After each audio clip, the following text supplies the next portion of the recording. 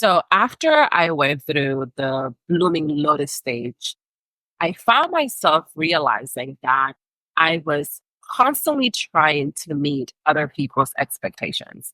And this felt extremely exhausting, draining, and overwhelming.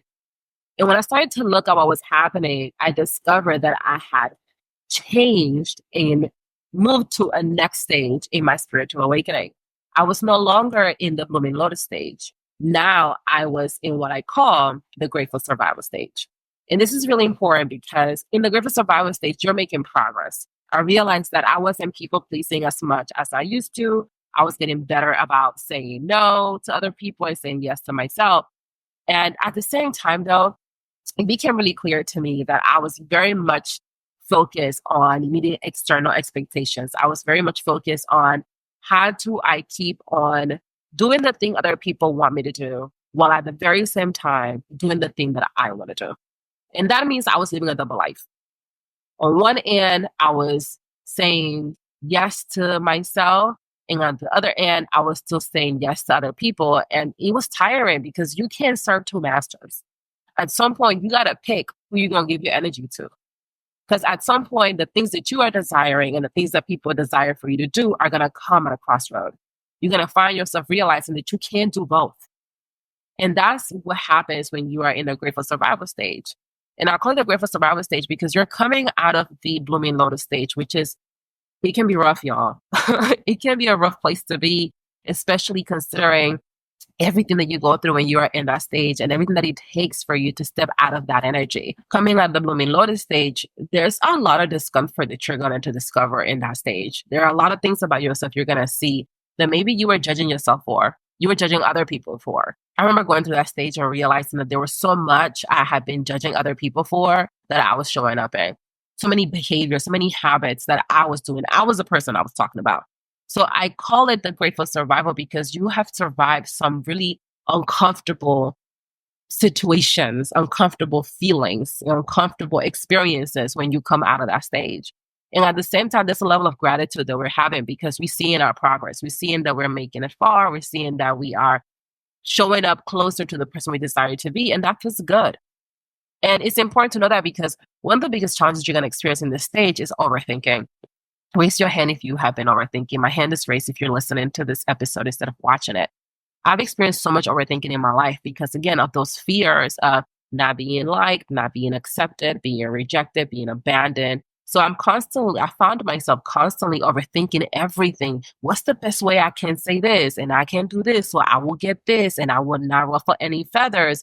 You layer on that I'm a Libra, and the Libra signs have this archetype that they're constantly looking to keep balance. And because of that, they have a difficult time making some decisions because they do not want to ruffle the feathers so they can keep their balance. They could keep this particular energy they like. So anyways, that leads to me having a lot of overthinking that I experience. And when I realized how powerful this overthinking was, I began to allow myself to step out of this energy.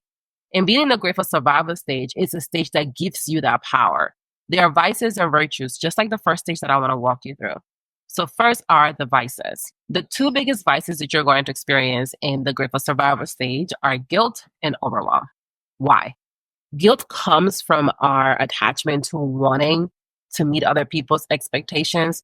I mean, you're coming from the blooming lotus stage where you have learned to people please. You have learned that people come before you. You have learned that you have this long to-do list and you are at the end of the to-do list, right? So naturally, there's going to be some discomfort when you exit that. There's going to be some challenges when you let go of that way of thinking and that pattern of behavior. And it's going to lead to feelings of guilt. It's going to be guilt because you are going to be thinking that you're doing something wrong. You're going to be thinking that you step in out of line. When you are going through spiritual awakening, a lot of what's happening is you coming into alignment with what we call the highest version of yourself.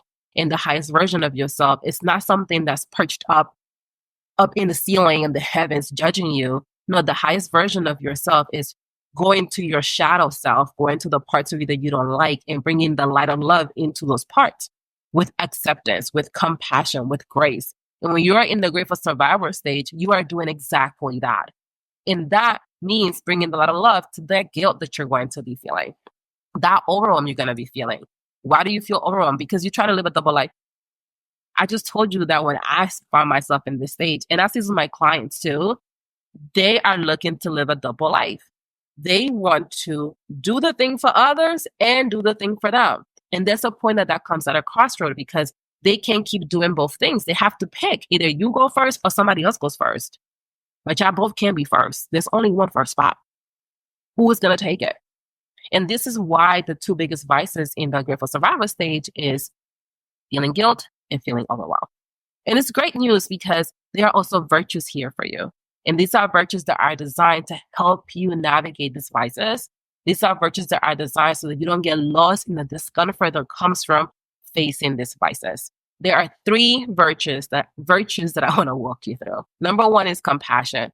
Compassion is one of the beautiful virtues that you have here in the grateful survival stage because when you are releasing the attachment to not wanting to disappoint other people, it's going to be important that you're compassionate with yourself because you will disappoint other people. Up to this point, you're going to notice that you have been focused on disappointing yourself so that you don't disappoint others. And now the tables are about to flip. So that means that those people are going to be disappointed. And when that happens, a part of you is going to feel really bad. It's not going to feel good. And this is why compassion is so important. And when you are willing to see that you're invited to harness the energy of compassion, you can treat yourself with a different level of kindness, a different level of grace, and enjoy this process of being in the stage with ease and with flow. The second virtue of the grateful survivor stage is gentleness. When you are in this stage, you're going to realize that a lot of what you have learned, especially as a leader, is to motivate yourself through negative self-talk. You're going to learn that you have been taught that you got to be hard, that you got to go hard, that you got to bring your masculine energy to the table. You got to make things happen. And what you're going to discover in this stage is that you can bring the softness that is your divine feminine. You're going to realize that you can bring the tenderness that is who you are. And you can also harness its power. It is powerful to be soft. It is powerful to be feminine. It is powerful to be gentle with yourself and to treat yourself like you are your own child, to treat yourself like you're someone you deeply love, because the most powerful thing in the world is not money, it's love. When you have the energy of love, everything's effortless for you. And when you're used to wanting to validate yourself through external validation, when you're used to not wanting to disappoint other people, when you're used to meeting expectations of other people, being able to be gentle with yourself, to be compassionate with yourself is extremely important. And when you are in the grateful survival stage, you are cultivating those virtues for yourself. The third virtue you're going to have here is expansion.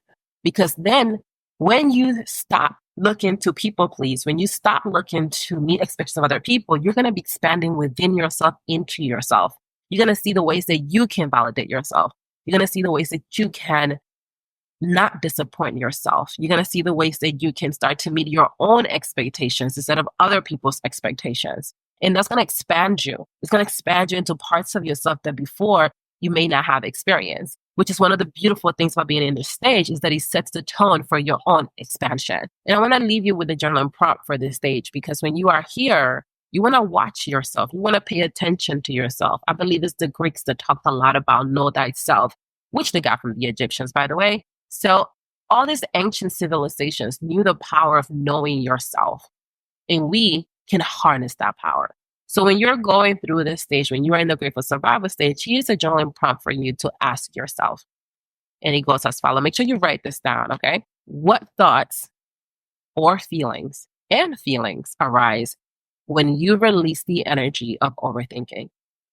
And how can you show up to these thoughts and feelings with compassion and gentleness? What thoughts or feelings arise when you release the energy of overthinking? And how can you show up to these thoughts or feelings with the energy of compassion and gentleness? Write that one down. The biggest takeaway of the second stage of having a spiritual awakening, which is the grateful warrior stage, is that you get to let go of meeting the expectations of other people. When you let go of the expectations of other people, you create space for yourself. A lot of what happens in this stage is to shed. You are shedding all versions of yourself. You are shedding all beliefs that you have. You are shedding all relationships that you have. You are shedding old ways of showing up to your finances, showing up to your resources. You are shedding an old version of you. You are going through what people call the death of the old self. And you experience that in some extent during each stage of your spiritual awakening, particularly in this stage, because you are facing yourself and you're saying to yourself, I'm not going to live a double life.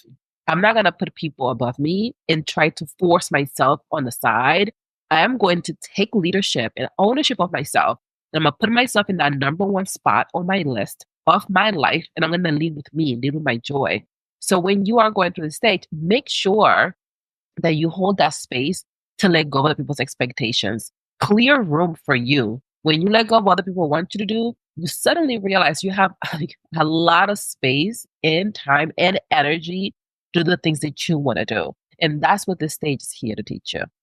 Now, most of the women that I work with, which are Black women entrepreneurs that are business owners and are committed to embracing joy, living their boundaries, and experiencing life rooted in alignment, this is when they start to bring me in. This is a great time for them to seek support and be supported. Because when you stop looking to meet the expectations of other people, it's important that you surround yourself around people that can support you in your new lifestyle. Because what's going to happen when you are in that grateful survivor stage, your circle is going to change. People are going to come in and out of your life because you're no longer going to be in alignment with them. The person that they knew that was focused on making them happy is not focused on making yourself happy. Therefore, some people are not going like that because they like being number one and now you are number one. So it's important that at this stage, you start to think about support. You start to think about who are the right people for you to be around so that they can hold you, they can witness you, they can support you because your circle is going to change. When I was going through this stage, is when I started to see a therapist. The very first time I went through spiritual awakening, I started to see a therapist right around this time because I wanted to know, well, what is going on? Why are things happening like this? What's going on with me? Why are people leaving my life? Why do I feel like I'm being abandoned? Why I feel so like out of whack in my life? And the second time I had a spiritual awakening, around this time is when I hire a coach. So this is something that you want to consider. And if you would like to work with me, I am currently taking on clients to my love offering, the self-trust system, and there's a link in the description box below. If you would love to be a part of it, it is a self-paced experience, and you and I will get to have some time together so that I can help you utilize the system so that you can experience your spiritual awakening with ease and with flow. So if you're interested in that, make sure you check the description box below and you click the link to sign up and have a call with me and we can explore our alignment.